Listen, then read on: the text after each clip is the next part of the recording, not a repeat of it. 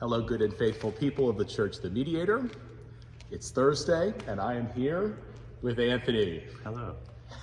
Is that all you had to say, Anthony? That's it. Okay.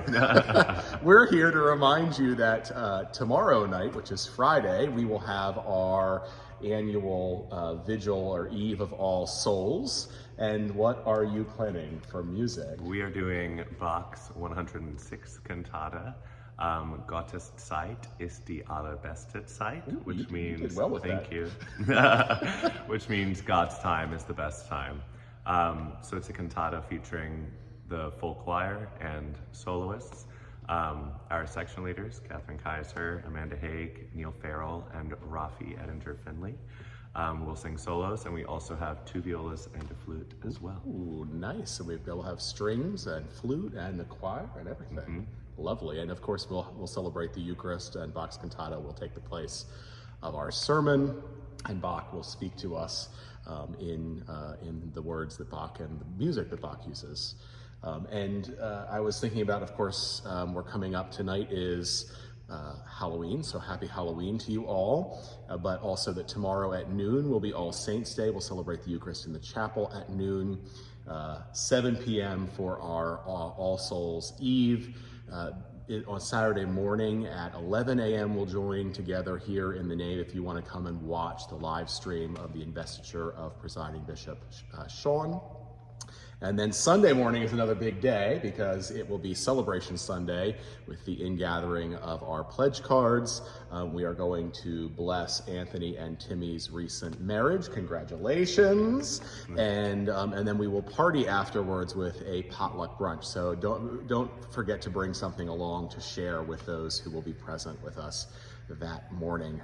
Remember, you have to turn your clocks back. Hopefully your cell phones will do that automatically.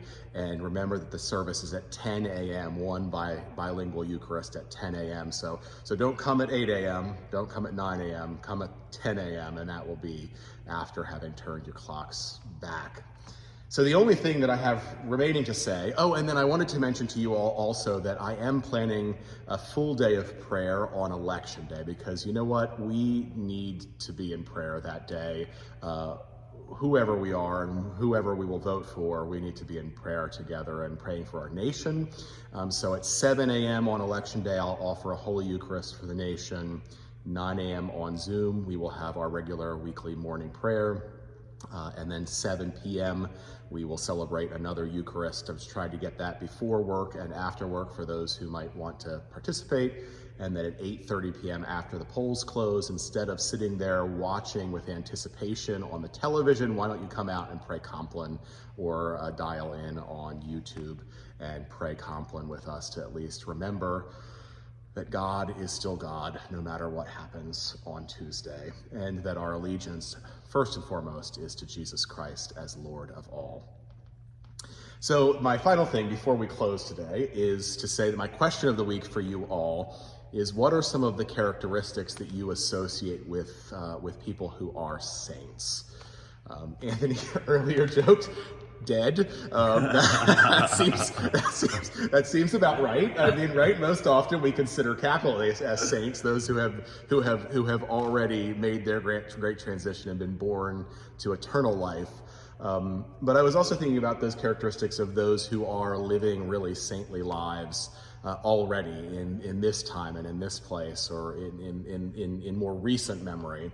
And I think about things like, of course, we think of self-sacrificial love, we think of radical generosity, we think of people who are willing to touch and care for people who nobody else will touch and care for. But I wonder if there are any other things that you might think of, Anthony. Yeah, I just think about what you commit most of your time in your life to. So is the number one thing your job or your friendships or whatever?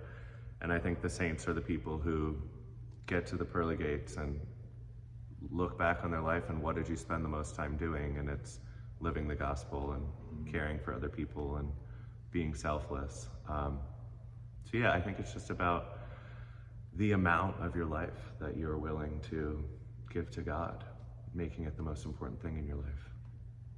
That'll preach. I have nothing else to say. Blessings, my friends. We will see you tomorrow night. We will see you tomorrow, and we will see you on Sunday. We can't wait. Can't wait.